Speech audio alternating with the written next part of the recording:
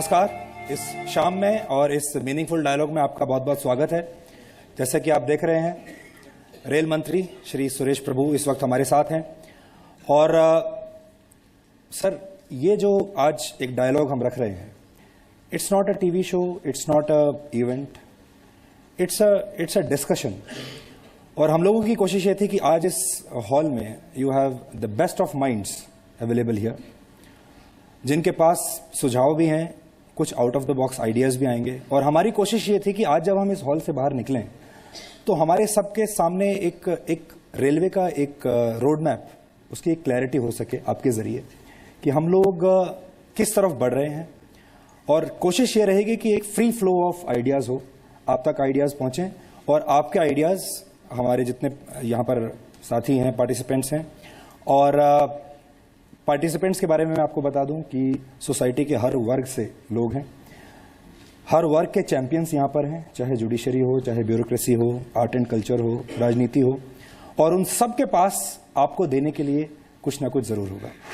तो डायलॉग की शुरुआत करते हैं। सर, पहले मैं ही पूछता हूँ आपसे, सबके मन में सर एक ही सवाल आ रहा था कि इससे पहले जो रेल मंत्रालय है उसको रेल मंत्री चलाया करते थे और सारी जनता कहती थी कि अब रेलवे जो है भगवान भरोसे है और अब स्वयं प्रभु आ गए हैं रेलवे को चलाने के लिए। तो जब प्रभु जी इसको चलाएंगे तो कितना अलग होगा और हमें क्या क्या नई प्रभु लीलाएं देखने को मिलेंगी रेलवे में। मैं भी यही चाहता हूं कि प्रभु ही रेल को चलाए क्योंकि सही माने में रेल की जो कठिनाइयां हैं उसको दूर करने के लिए साक्षात प्रभु को भी आना ही होगा, लेकिन साथ साथ में प्रभु की कृपा की भी जरूरत होगी, क्योंकि पूरे देश में 3 करोड़ लोग करीबन, maybe to be more precise 2 crore 70 lakh लोग रोज यातायात करते हैं। बिल्कुल, पूरे देश में अलग अलग हिस्सों में रेल जाती है जी। रेल सभी लोगों को तो ले चलती ही चलती है, लेकिन सबसे ज्यादा हमारी जो कार्गो का मूवमेंट भी रेल के कारण से होता है जी। और ये करने के लिए काफी पर्याप्त मात्रा में जो निवेश की जरूरत है, निवेश करने के लिए जो धन चाहिए वो दो ही तरह से आ सकते हैं। एक तो आप लोग जो सफर करने के लिए जो किराया देते हैं, माल ढोने वाले लोग जो पैसा देते हैं, उसी से हो सकता है, लेकिन उस निवेश के बिना रेल चलना भी बहुत मुश्किल है जी। और इसीलिए रेल को आगे ले जाने के लिए, उसकी सुविधाएं बढ़ाने के लिए, सुरक्षितता बढ़ाने के लिए, साथ साथ में जहां तक रेल अभी नहीं पहुंची, जैसे हमारे नॉर्थ ईस्टर्न स्टेट है, जम्मू एंड कश्मीर के बहुत हिस्सों में, छत्तीसगढ़ में, आज झारखंड में, ऐसे इलाके में भी रेल जानी चाहिए जहां पे रेल की जरूरत है, लोगों की आवश्यकता है। एक तरफ तो हमारे पास स्थिति यह है कि हम बहुत सारे क्षेत्र ऐसे हैं जहां हम रेल चला ही नहीं पाए हैं, और एक तरफ स्थिति यह है कि लोग चाहते हैं कि बुलेट ट्रेन आ जाए। तो कितना गैप है, देखिए आपको जो करना है उस गैप को आप कैसे भरेंगे। और मैं आगे बढ़ूं इससे पहले मैं कुछ मेरे पास आंकड़े हैं जो मैं सर के साथ शेयर करना चाहता हूं, आपके साथ भी शेयर करना चाहता हूं। और बुलेट ट्रेन का जो हमने सपना देखा है वो पूरे 81 साल लेट है ये सपना।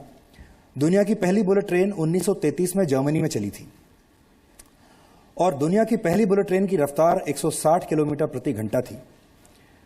इस बात को 8 दशक बीत चुके हैं और आज भी हम ये बात करते हैं कि बुलेट ट्रेन कब चलेगी। दूसरी बात यह है कि हमारे जो ट्रेन की औसत रफ्तार है वो 54 किलोमीटर प्रति घंटा है, जो कि एक 2 व्हीलर स्कूटर से के बराबर ही समझ लीजिए, उससे ज्यादा नहीं। 54 किलोमीटर प्रति घंटा एक स्कूटर के बराबर रफ्तार है। एक्सप्रेस ट्रेन की औसत रफ्तार हमारे देश में 37 किलोमीटर प्रति घंटा है और ये 45 किलोमीटर प्रति घंटा तक जाती है, और सुपर फास्ट 55 किलोमीटर प्रति घंटा तक जाती है। और 70 किलोमीटर जिस ट्रेन की रफ्तार है उसको हम प्रीमियम कैटेगरी में गिनते हैं। तो यहां से सर हम लोग अपनी कहानी शुरू कर रहे हैं। ठीक है, रेल की जो रफ्तार है वो न पूरी तरह से कम होने का जो अलग अलग कारण है। एक तो है कि हमारे ट्रैक, हमारे रोलिंग स्टॉक, हमारी सिग्नलिंग की व्यवस्था, ये तो है ही है। साथ साथ में रेल जहाँ से गुजरती है वहाँ पे उसको अनइंटरप्टेड नहीं मिलता, लेवल क्रॉसिंग्स है, पूरी तरह से ब्रिजेस नहीं बने हैं। और लोग ये चाहते हैं, हर सांसद के पास लोगों की मांग आती है कि कोई भी एक्सप्रेस ट्रेन हो, कुछ भी हो, हमारे पास एक्सप्रेस ट्रेन, प्रीमियम ट्रेन नहीं रुकेगी तो उसका मतलब मैं प्रीमियम कैटेगरी में नहीं आता हूँ। तो रेल एक वोट बैंक भी बन गई है। तो ये लोग चाहते हैं हमारे पास भी रुकनी चाहिए। तो रेल पूरी तरह से उसका जो ऑप्टिमम स्पीड है वो आज नहीं ले पाती है, क्योंकि ये अलग अलग वजह से। दूसरा कारण यह है कि ये तो जिसको हम प्रीमियम कहते हैं, तो प्रीमियम तो आज वर्ल्ड स्टैंडर्ड से देखेंगे तो बहुत ही कम है, लेकिन पूरा पोटेंशियल जो हमने ट्रैक ले डाउन करने के बाद भी जो पोटेंशियल वो पूरे पोटेंशियल से नहीं चल पाती। तो एक ये कारण है। दूसरा कारण यह है कि जो हमारे पूरी तरह से यदि बहुत अच्छी रफ्तार से ट्रेन चलनी चाहिए तो उसके लिए अलग ट्रैक ले डाउन करने पड़ेंगे, उसका रोलिंग स्टॉक भी अलग तरीके का होना पड़ेगा, उसकी सिग्नलिंग व्यवस्था भी पूरी तरह से दूसरी होनी पड़ेगी।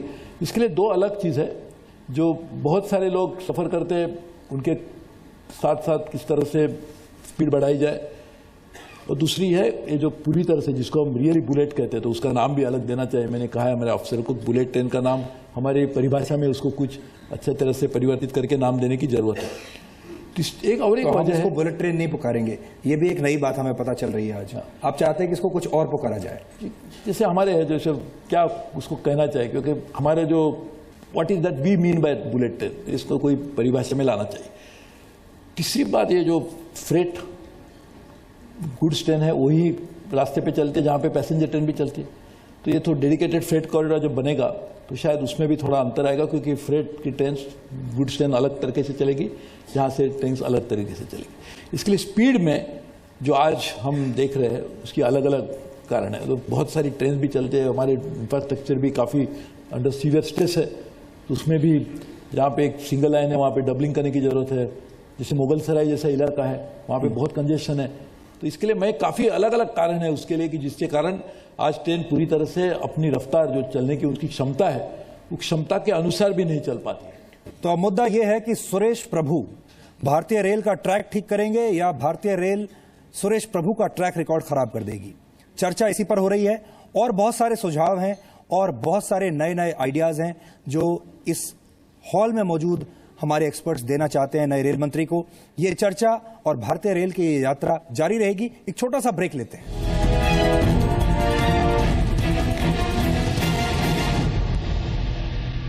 प्रस्तुतकर्ता state bank of India, the banker to every Indian, co-powered by ACC cement, cementing relationships. प्रायोजक Sony Bravia, Asian paint, Ultima, Protek, C&S, MCB and RCCB for triple protection और LIC ऑफ इंडिया, जिंदगी के साथ भी जिंदगी के बाद भी।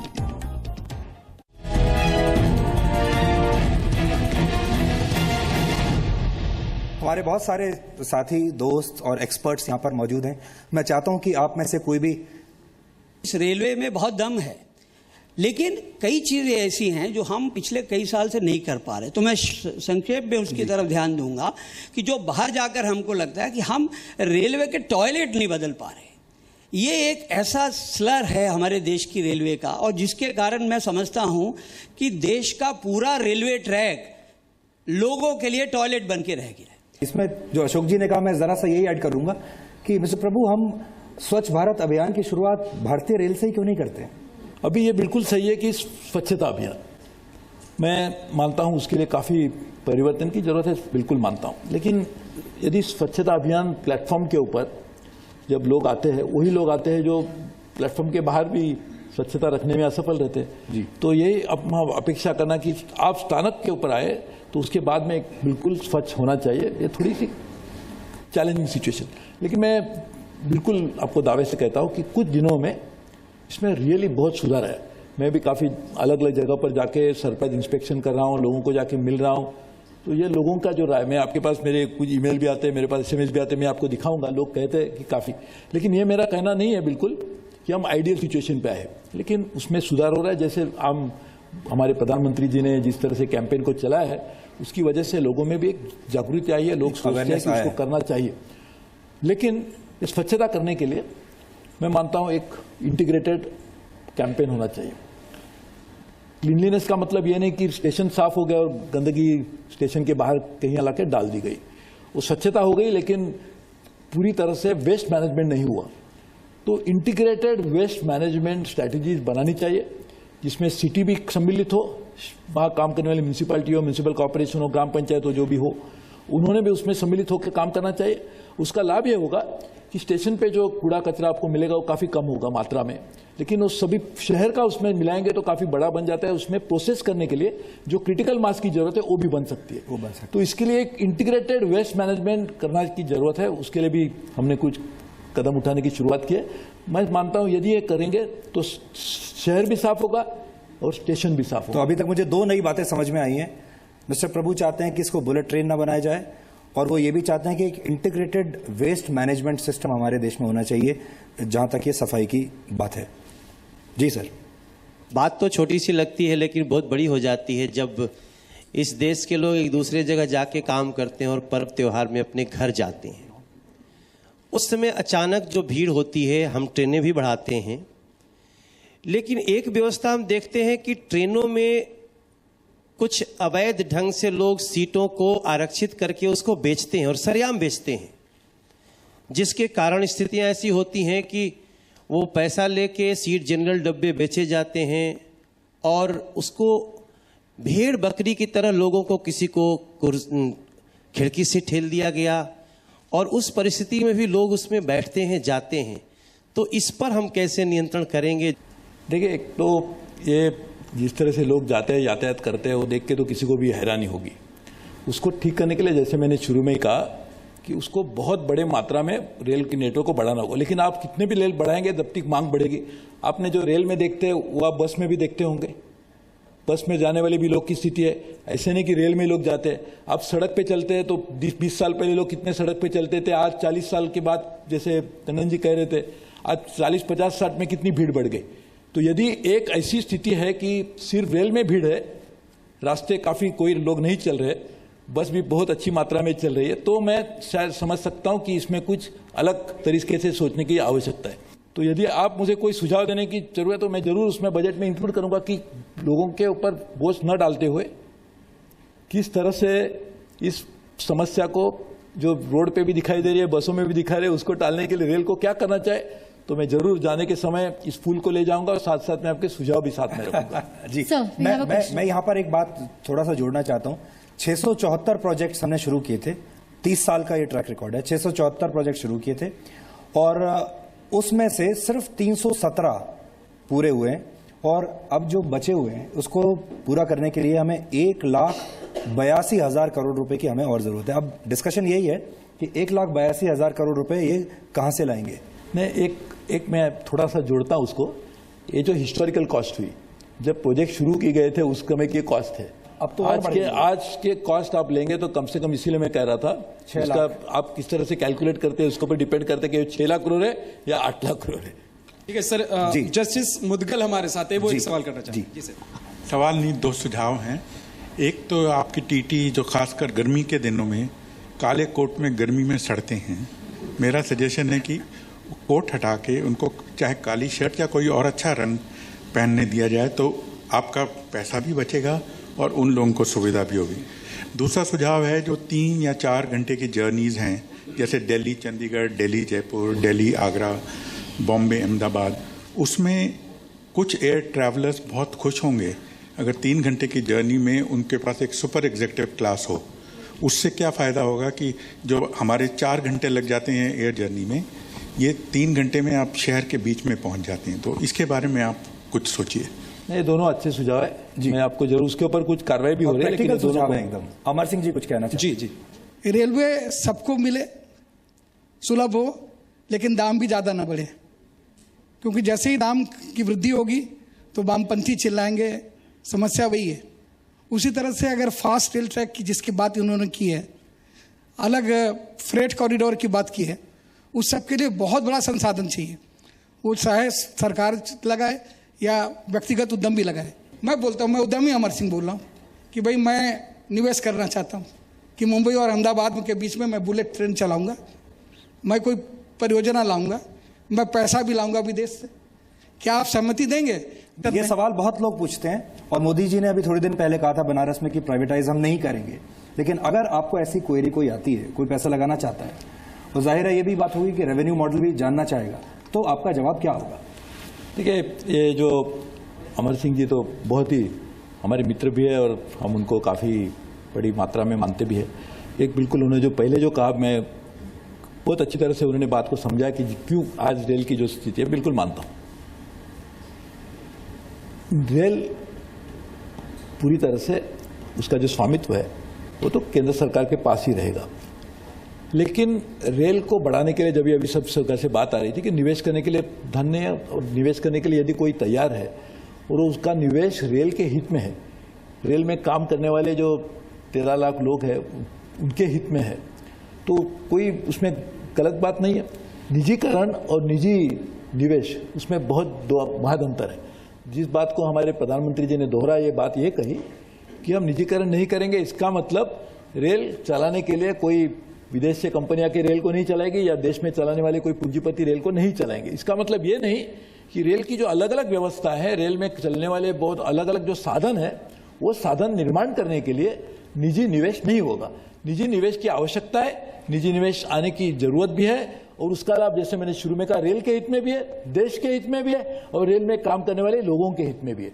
इसके लिए किसी को गलतफहमी ये नहीं होनी चाहिए कि इसमें एक तो कोई कॉन्ट्रडिक्शन भी है या इसके साथ में कोई खिलवाड़ भी है, जिससे देश का भी अच्छा बनेगा और रेल का भी अच्छा बनेगा।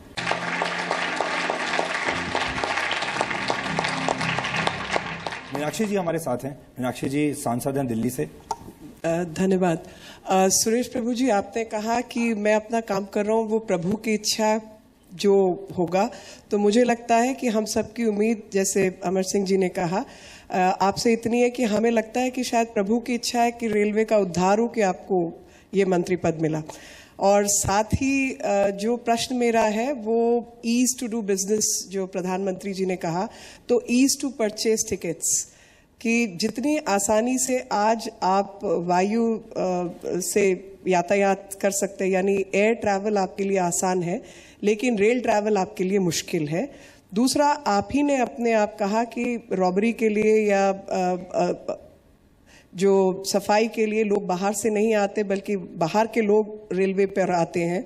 तो मेरा ये मानना है कि बहुत सारे लोग जो बाहर से रेलवे पर आते हैं, ट्रैक्स पर या प्लेटफॉर्म पर, उनको रोका जाना चाहिए और उनको रोकने के लिए कोई हमारी सिर्फ प्लेटफॉर्म टिकट जो है वो अपने आप में काफ़ी नहीं है। उसके प्रति आप क्या सोचते हैं और किस तरीके की कार्रवाई चाहते हैं हो, ताकि जो अनावश्यक लोगों से घिरा रहता है प्लेटफॉर्म वो ना हो और चोरी चकारी में जो लोग उलझे रहते हैं वो ना पहुंचे, और साथ ही टिकट हम आसानी से खरीद पाएं रेल से यातायात के लिए।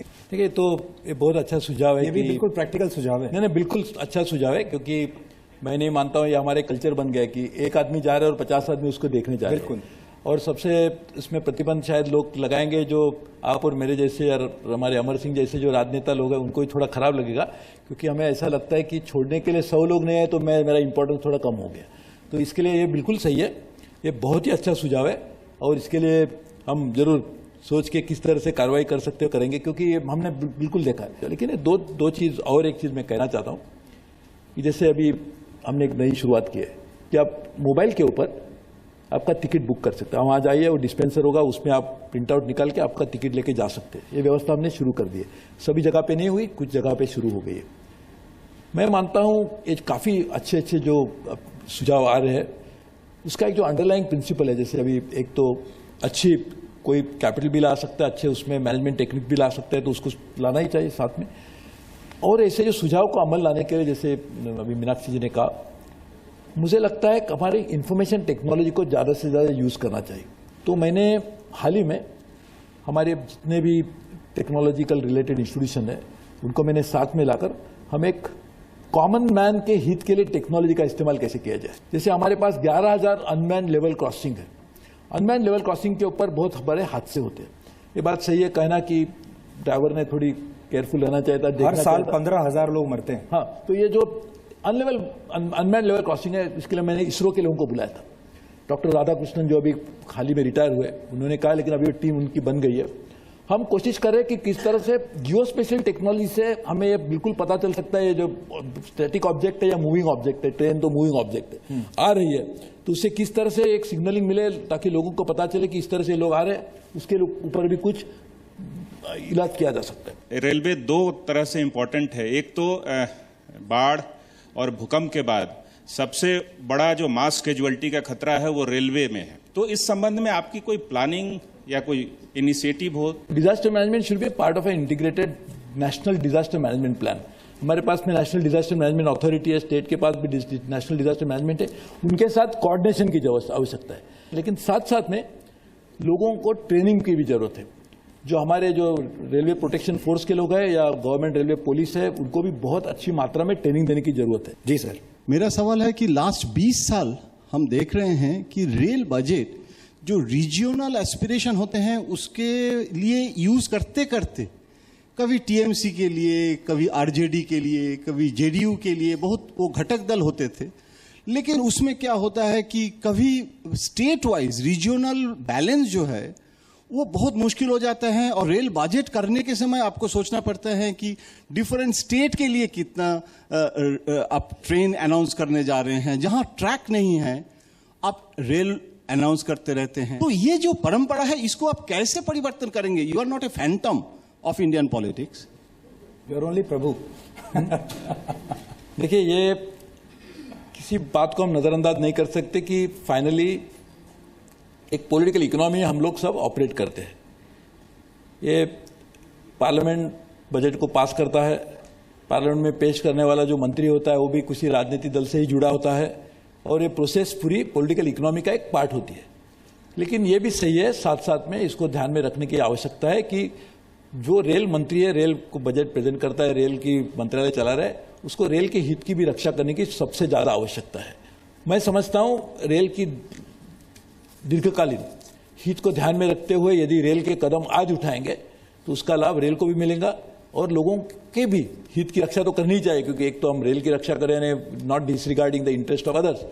तो पूरी तरह से दोनों को हित को ध्यान में रखते हुए काम करने की आवश्यकता है, और वही करने की कोशिश हमारी सरकार और मैं करूंगा। हम आगे बढ़े उससे पहले अरुणिमा सिन्हा है, क्योंकि देश के लोग भी आपसे कुछ कहना चाहते हैं। अरुणिमा सिन्हा के बारे में आपको बता देता हूं। इन्हें कुछ लोगों ने ट्रेन से फेंक दिया था नीचे, जिसकी वजह से इनका एक पैर इनको गंवाना पड़ा था, और उसके बाद अरुणिमा ने माउंट एवरेस्ट पर चढ़ाई की एक पैर से, और रेलवे की वजह से इनकी जिंदगी में बहुत बड़ा बदलाव आया। तो अरुणिमा के पास हम लोग गए और हमने अरुणिमा से पूछा कि वो आपसे क्या कहना चाहती है, क्योंकि ये बच्ची अपना एक पैर गंवा चुकी है। आप देखिए वो क्या कह रही है। एक जो रेल का महिला कंपार्टमेंट है वो इतना पीछे है कि अपने आप सारे कांड इस टाइप के होते ही रहते। तो सबसे पहले उसको बीच में लगाया जाए, क्यों वो किनारे है, पहला क्वेश्चन। दूसरा, हैंडीकैप। मैं खुद मैं बहुत ज़्यादा पुराना एक्सपीरियंस तो मुझे नहीं है एज डिसेबल्स होने का, लेकिन मैं 2 साल से एटलीस्ट 3 साल से करीब मैं देख रही हूँ हैंडीकैप कंपार्टमेंट सबसे पीछे है। कि जब वो जिस पे हम ट्रेन रुकती है और हम उतरते हैं, वो फुटपाथ एरिया, ट्रेन कभी कभी बाहर ही रहती है, वो डिब्बा बाहर ही रहता है। एक विकलांग आदमी वो उतर भी नहीं सकता नीचे। 2011 के बाद मैंने कई बार महिला कंपार्टमेंट में, जनरल में भी गई हूँ, हैंडीकैप कंपार्टमेंट में भी मैं गई हूँ, मैंने देखा आज भी नॉर्मल लोग उसमें चढ़ते हैं, और अगर कुछ बोलो तो सीधा सीधा लड़ने को। तो हमारी सिक्योरिटी कहाँ होती है? बात बहुत छोटी है ये, लेकिन आम लोगों की जो समस्याएं हैं वो जब हम एक्सपर्ट्स डिस्कस करते हैं वो अलग होता है, लेकिन आम लोगों की समस्याएं यही है। और अगर हम इस पर लॉजिकली सोचें तो बदलाव आ सकता है। बिल्कुल, वो सब जैसे मैंने कहा, हमने उसकी शुरुआत भी की है, हम उनको ट्रेनिंग दे रहे। लेकिन आप समझ लीजिए कि व्यवस्था में परिवर्तन करना ये बहुत ज़्यादा जरूरी है। जो व्यवस्था जैसे कि हम सुरक्षिता की जो बात है, उसके लिए तो काफ़ी कदम है, जो सीसीटीवी कैमरा लगाने की कोशिश कर रहे हैं, जो लोग चढ़ते। लेकिन ये सभी चीज़ करने के बाद भी मैं मानता हूँ एक व्यवस्था को परिवर्तन करने के लिए एक लोगों को ट्रेनिंग, लोगों के एटीट्यूड में ट्रेनिंग, इसी चीज़ों के ऊपर ध्यान देना पड़ेगा। सीसीटीवी भी लगा रहे। रेलवे प्रोटेक्शन फोर्स का ट्रेडिशनल काम था रेलवे की प्रॉपर्टी को देखना। पुलिसों का काम था जो राज्य के पास है। पुलिस व्यवस्था आज भी आपकी नहीं, जो हमारी व्यवस्था नहीं, जो आपने सुना या लोग जो शिकायत करते रहते, वो राज्यों का विषय, राज्यों की जिम्मेदारी वो करना। लेकिन फिर भी मैं ये नहीं कह रहा था राज्यों की व्यवस्था हम छोड़ देंगे, लोगों की सुरक्षा रखना मेरा भी फर्ज बनता है। इसीलिए मैंने कोशिश हम कर रहे कि किस तरह से दोनों को मिलकर ज्वाइंट पॉलिसिंग, सीमलेस पॉलिसिंग हो, ताकि लोगों की यदि कुछ दुर्घटना घटती है तो उसके ऊपर जल्द से जल्द किस तरह से एक्शन कार्रवाई हो सके। मैं आपको बताना चाहता हूं कि देश के अलग अलग जो प्रोमिनेंट सिटीजन्स हैं वो क्या कहना चाहते हैं आज रेल मंत्री को। मेरी एक दरख्वास्त है सिर्फ कि पैसेंजर्स के नाम जो दरवाजे के बाहर लिखा होता है, बोगी के बाहर, वो नहीं होने चाहिए।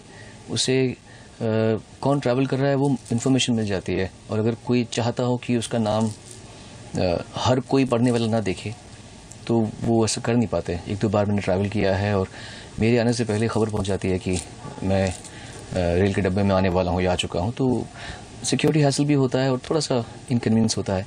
Medical facilities are the first thing that has to be given. मेरे हिसाब से ये एक छोटा हिस्सा प्लेटफॉर्म का, why can't we give it to a private hospital, privatise it, उसका उधर क्लिनिक डाल दो कि जो कोई उधर जाना चाहते हैं चाहे किसी के लिए वो हो, और जब एक्सीडेंट होगा you have very efficient doctors, very efficient people there to look after those accident. Alvi साहब कुछ कहना चाहते हैं? मेरा सवाल आपसे ये है कि एक सवाल सुधीर ने उठाए कि 2.25 लाख करोड़ 2 लाख करोड़ रुपए चाहिए रेलवे को ठीक करने के लिए। दूसरा सवाल आपने कहा आबादी बढ़ती चली जा रही है, रेलवे के कंपार्टमेंट्स कम हैं, रेलवे बढ़ नहीं रहा है, 2000 करोड़ का डेफिसिट आपका है, शायद इससे भी ज्यादा हो। अब वो पैसा आप कहां से लाओगे, मैं इतना ही जानना चाहता हूं। दो सुझाव मैं देना चाहता हूं। मैं चाहता हूं सुझाव आए। हर बार जब रेलवे बजट पेश किया जाता है, पिछले 2-3 साल से पब्लिक प्राइवेट पार्टनरशिप की बात होती है, पर उसमें जो रेलवे का कोर बिजनेस है वो प्राइवेटाइज नहीं किया जाएगा, ये क्लैरिटी हो गई है, प्रधानमंत्री जी ने स्पष्ट कर दिया है। पर नॉन कोर बिजनेस में पब्लिक प्राइवेट पार्टनरशिप का फ्रेमवर्क क्लियरली बनाया नहीं गया है।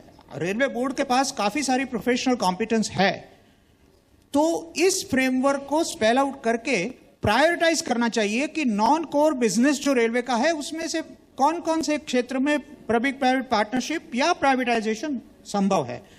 और दूसरी बात कि रेलवे की कौन कौन सी सुविधाओं में आप प्राधान्य देंगे, क्योंकि प्रश्न बहुत सारे हैं, समस्याएं बहुत है और रिसोर्सेज लिमिटेड है, तो ऐसे हालत में प्रायोरिटाइजेशन करे बगैर हम रिसोर्स एलोकेशन एफिशिएंटली कर नहीं सकते। तो ये दो चीजों पे अगर ध्यान दिया जाए रेलवे बजट में तो बहुत अच्छा रहेगा। Any suggestions? पीछे सर एक सजेशन है पीछे। हमको अगर मैं ये कि कल जाना चाहूँ to Bombay, I should be able to go. अब उसके लिए आसानी होता, the tatkal thing is in always available and you know, तो उसके लिए ये था ख्याल मेरा कि ये कि दुगना अगर उसका चार्ज हो जाए, I am happy to go still. दूसरी बात ये है कि हमारे यहाँ ऑन द ट्रेन आवाज़ बहुत आती है, लोग जो है बोलते हैं और रात को खर्राटे लेते हैं, तो मेरा ख्याल ये था that along with the tea tray there should be a packet of ये है कि रुई के पोहे जो होते हैं वो डालने के लिए, because 40% of the noise goes off. मुझे लगता है हींग लगे न फिटकरी और रंग चोखा, यानी बिना रुपया खर्च करे एक चीज जो रेलवे कर सकती है और करनी चाहिए वो है ट्रेनें समय पे चलें और समय पे पहुंचे। मेरा खाली एक छोटा सा सुझाव है कि पहले तो जरा पॉलिटिक्स और पैसेंजर एमिनिटीज से दूर हट के थोड़ी सी बात की जाए। मैं खाली एक प्रश्न पूछना चाहता हूं कि कमाई कहां से होती है रेलवे की?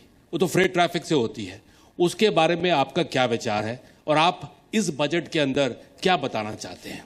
क्योंकि अभी भी सारी की सारी जो चर्चा चलती आई है इतनी देर तक, वो जो है पैसेंजर एमिनिटीज के ऊपर है, जिसके अंदर खर्चे ही खर्चे हैं।